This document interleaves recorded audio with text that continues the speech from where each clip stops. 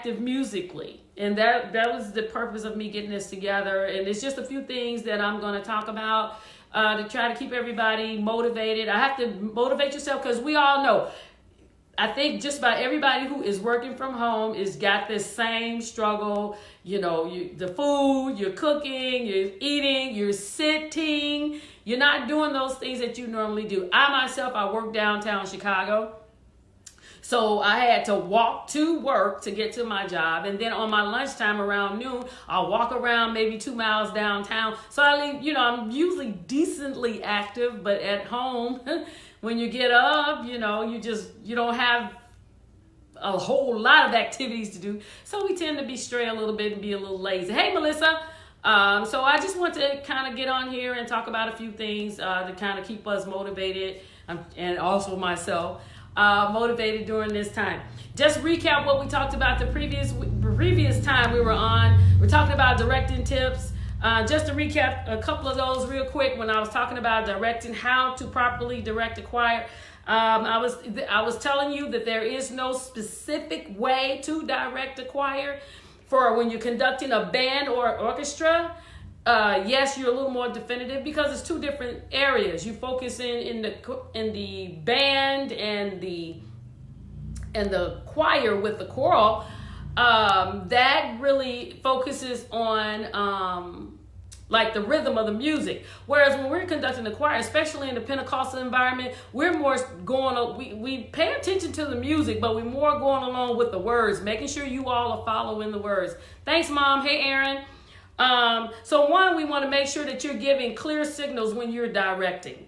Make sure that whoever you're directing, make sure they understand what you're doing. Now, the audience may not get it, but it doesn't matter. When the choir is singing, as long as they understand what you're doing, it's all good. Make sure that they understand where you're going before you get there. Don't wait till the last minute to start doing, the over the thumb, we're going to the next part, or, whatever your signals, are, whatever it is. Make sure you are comfortable enough with the music that you can give it early. Know the song. Please know the song. Don't let anybody push you out there to direct the song that you don't know. That's not a good thing. Hey, Shanita. Hey, Arthur. And then you also want to direct according to your ability. You don't want to sit there. This is not a competition thing, you all. When you're directing a choir, it's not about me out directing the next person and how I can make the play. We're not playing for the Super Bowl. This is not what that is. This is not the world choir competition. Now, that's where you need to be doing all these different cartwheels and flips and things of that. So if you're in the world choir competition, and even then they're more looking at the definitive side of it, your tonality, your enunciation, their presentation, how well the choir sings, your harmonies, different things like that. That's a whole nother world when you're talking about the World Choir Games, and that's on my bucket list. I'm praying to God that I get there one day to be able to compete. God blessed me to do How Sweet the Sound, and I did an all-city gospel competition and so many others, but the World Choir Games, that is like the ultimate competition because you're competing with all these different people. Now, that's a whole nother world. But if we're doing the choir directing in the church, we just want everybody to know what's going on, especially the choir and the musicians, and to make sure that they are, everybody's on point. But you got to make sure you're together as well. All right. So, and another thing I saw on the other week, I wanted to bring up, I don't think I said it, but when you direct, everybody doesn't direct the same. I'm not into that. Me, I'm more concerned with your attitude and your spirit. Okay. The main thing, hey, Matthew, hey, David, the main thing is when you're one of those directors that moves your hands a lot, like you like this. Okay. You do that a lot. Just a suggestion. Do all of that motion beneath your chin, okay? Because if you're doing this and you're talking and you're telling us whatever and your hands are going like that, we focus on what's up here. We don't even see your mouth, okay? So if you're one of those people that gets excited and your hands get to moving all kinds of ways, kind of keep it below the mouth, okay? Because whatever's moving the most, that's what the choir kind of focuses on. So you want to keep that below. And so if you're telling us the words, Okay, we only going to focus on what's eye level. So if your hands is doing all this movement, but your mouth is clear to us and you telling us the words which way you want us to go, that's what we're following, okay? I've seen that and it's kind of like distracting because it's like, well, what are you doing? You know, you don't want to cause confusion, not when you standing up in front of people. You don't want anybody confused. I know in the jurisdictions, in our Kojic jurisdictions, and it may be in other reformations as well, a lot of times when we're directing the mass choir, we're facing the choir. We're standing on the platform and the choir's in the audience. It's a mass choir. You can't get 200 people in the choir stand, or 100 or 75, because some choir stands are kind of small. So you know, they're down on the floor and you're standing up on a platform, and if you got all of this stuff going on, not only are you confusing the choir, but then, you know, you got the people looking directly at you. It kind of takes away a little bit. Okay, so you have to be kind of cognizant of that. You want to keep confusion to a minimum. You want to make sure whatever your signals are, they are clear to the people who are following you. That's what makes a good director. I mean, yeah, I do all of that kind of stuff, but I like to do that. Okay, I like doing all of that kind of stuff. Hey, Terry, I like doing that. So, I mean, that's just me. All of us are different. We all don't direct the same, and we shouldn't try. Because if I try, you know, honestly, I do all of that, but that's how God gave it to me. And if I try to direct another way, I'm all thumbs. I cannot get it together, okay? So I want you all to please just think about those things. That's what we talked about last week, 2 weeks ago. This week, we just want to talk about some stuff that we can do to kind of keep ourselves together. Number one, with all of us being in, you know, they said some people, we got this, what they call it, I forgot what they call it, but when you in so much, you cabin fever. You just want to get out. All right. But the main thing as being leaders, you can't be so, you know, we're human, but we have to know, we have been taught things that we should do, and we should keep those things in mind. And number one, while we all in here, now don't forget to pray and read your Bible. We all need to do that, and throw a couple of fast days in there as well. Let's kind of keep our minds geared to where we're supposed to be, because you know what, when all of this is over, you got to go right back into the job that you are. So if you get lazy and you don't do what you should do, oh Lord, the Jones brothers are on here. Hey, David and Walter. When you don't do what you're supposed to do, you don't want to get rusty while you're away. Okay, we don't want to do that. Hey, Lady Leda, you don't want to get rusty while you're away. So you want to keep your mind circulated and keep your mind around Jesus so that you can continue and have the right mindset when you do. Number two, you want to do vocal warm-ups with yourself. Because, you know, honestly, record yourself. You want to keep doing those vocals warm-ups. If you're doing the me, you know, do, re, mi, fa, sol, whichever one you want to do, it doesn't matter. Some people do old school, the do, mi, so, mi, do, do. If you want to do that, or you want to do the me, mama, moo, whatever Cheryl Porter tells you to do, if you want to do that, that's fine. But you just need to keep the voice active. Stay hydrated. Hey, Elijah, stay hydrated while you're doing these vocal tips. Lemon, honey, tea, keep yourself hydrated. Lemon water is like the best thing, okay? But you want to keep up with your vocals and everything, because like I said, when this is all over, we're going to be right back out there. And believe me, if you're not keeping up with it, everybody's going to know when you stand up to sing with the mic. You know, the mics don't hide. We don't have the cue up mics in the church, okay?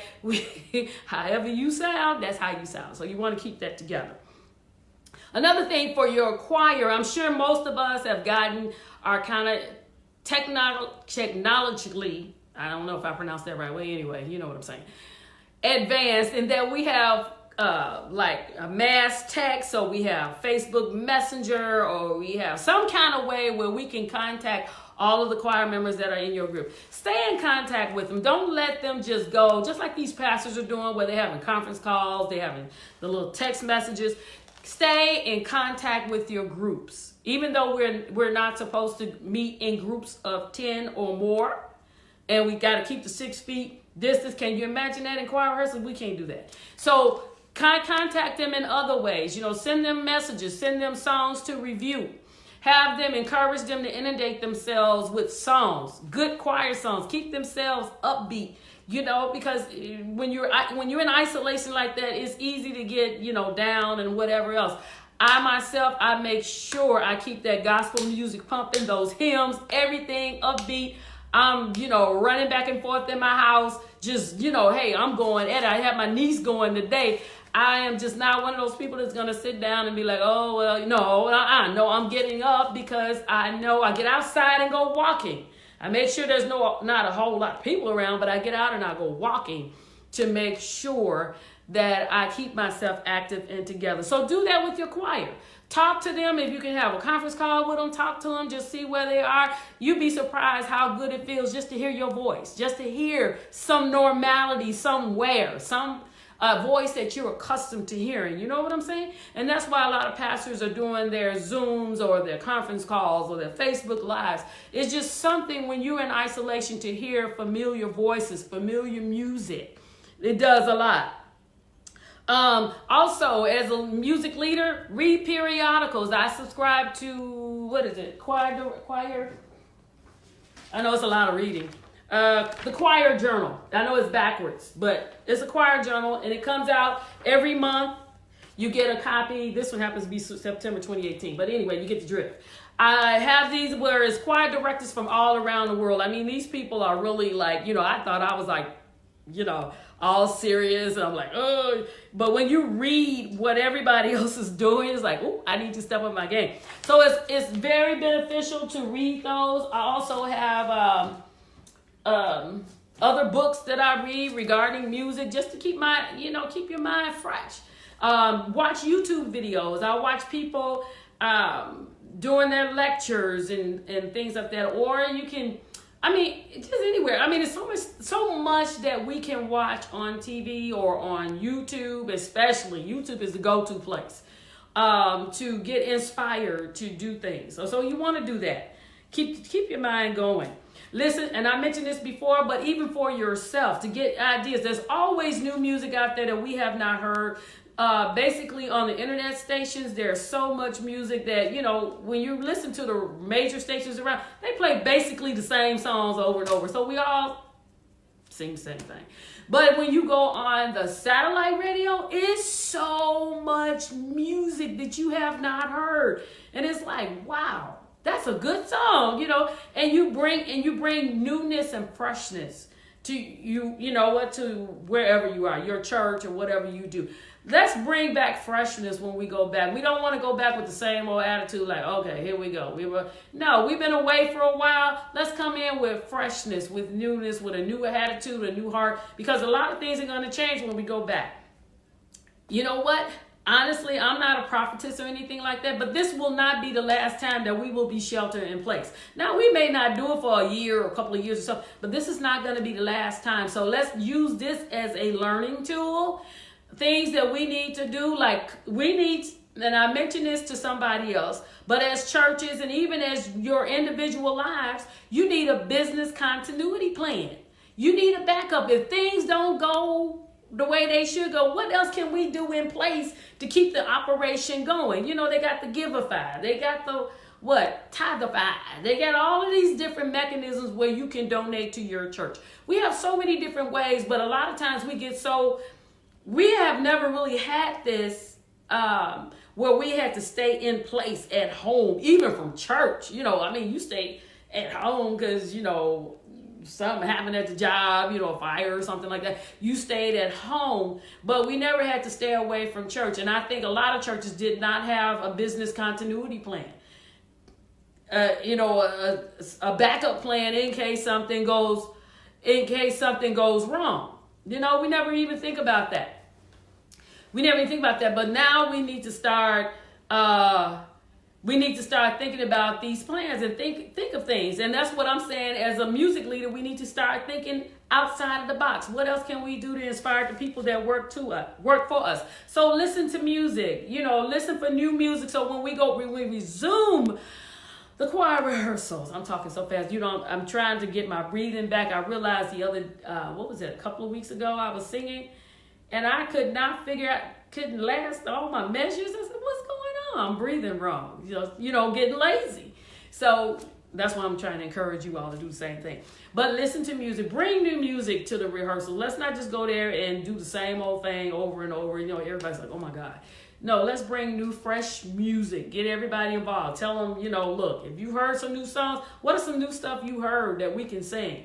And keep in mind how your church is, what your leader is requiring. Some churches are old school, some are in between, some are new. Some churches are a combination. So make sure you keep that in mind when you do it. And finally, what I do to help me stay motivated is collaborating with other music leaders, like with the jurisdictional state ministers of music in the state of Illinois. We're all kind of together and we work together. Hey, Pastor Lloyd, we all work together and we have like this little group chat that we all talk together. So, you want to kind of get along with them and you talk to them to try to bounce ideas off of one another. It's amazing when you work with people who have the same passion and the same love for music as you have. It makes a big difference. So get in a group with people like that. And you'd be surprised how you can encourage each other just through a simple song, because you all have the same, when it comes to the music, you all have the same trials. You all have the same things that you go through. You get stagnant, and somebody else can encourage you to go on through the gauntlet and change over and do whatever you have to do. Okay, so that was it. I told you it's not going to be long. I just had some few things that I thought that I could just bring out to you, because I didn't want it to continue to go without talking to you all, because we have so many people that want me to come visit them in various states and things and help them with their choirs and seminars and things like that. And I'm getting all of that stuff. I have something new coming out, a new venture, which is part of the TCDA, that will be starting up soon in May, because we'll be 2 years old. Yes, we'll be 2 years old in May. And so many things have happened. I have guests that are coming on every month. So it's a lot of stuff going on. So I'm not sitting here just twiddling my thumbs, but I wanted to get on here briefly and say something to encourage each and every one of you. I really hope that all of you are doing well, and that you are sheltering in place. A lot of people have a problem with that. And I say this, my mom, I was talking to her about it, and she said, the Bible tells us to obey those who have rule over us. As long as there is not sin, we are to obey and follow orders. And when they're doing things, we know that there's always tag-alongs to everything that goes on. We know that. That's just the nature of the beast. That's the nature of the political beast. You got one thing in front of you, but you got umpteen million things tacked on to whatever you're doing. That's fine. But we still need to be safe. There are a lot of our loved ones who are getting sick with this coronavirus, and it's nothing to play with. I do believe a lot of us even experienced this before this big outbreak happened, because I myself remember having weeks of the coughing and the fever off and on and all of that kind of stuff. So we want to be careful. We want to shelter in place. We want to do what we can so that we can get better. Everybody can get better, and we can go back to where we were. Going to church and giving God the praise, but you got to do it in your house. If you do it in your house and keep yourself together, hey, Stephanie and Demetrius, when you do that, then when you go back to your place of worship, you already pumped, primed, and ready to go. We don't have to pump and prime you with the music. You know what I'm saying? You're already ready to go, and that's what we want to do. We want to be ready at all times. That's all I got. So I hope you all do well, you stay well, be healthy, and be happy and be grateful that you have the opportunity. Maybe you can do some stuff around the house, kind of get everything together, which is what I did. Kind of got everything together. Well, I'm like, okay, let me work and get this done. But let's take everything in stride. The Bible said, whatever state that we are in, be content. And that's what we're learning to do. Because like I said, this is going to happen again. But the next time it won't be so much of a surprise. Everybody was kind of caught off guard. But next time we will do better. Okay? So on that note, we're praying for all of those who are customer facing, who have direct contact with the public. We're praying for their safety and their health, that they can stay covered under the blood and under prayer. And those of us who are not considered non-essential, we can pray for those. And I'm going to be obedient and stay at home, working from home every day. I've been doing it for quite a while. Didn't know it was going to be like this kind of permanent. But I'm glad, it's a good thing. Okay, so let's just make the best of it. Let's pray for everybody, keep everybody covered in prayer. And then once we come off from under this, we come out victorious. Bless y'all. Peace.